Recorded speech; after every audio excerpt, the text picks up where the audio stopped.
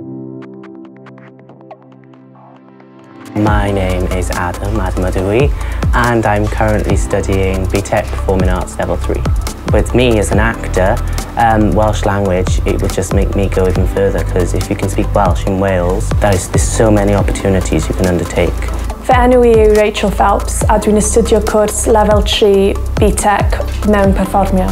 Dwi'n meddwl bod e'n bwysig i'r coleg ddarparu cwricwlwm Gymraeg achos yn enwedig i'r myfyrwyr sydd ddim yn siarad Cymraeg adre oherwydd os nad yw'r cyfle ganddyn nhw i siarad Cymraeg yn y coleg, bydden nhw yn colli'r iaith.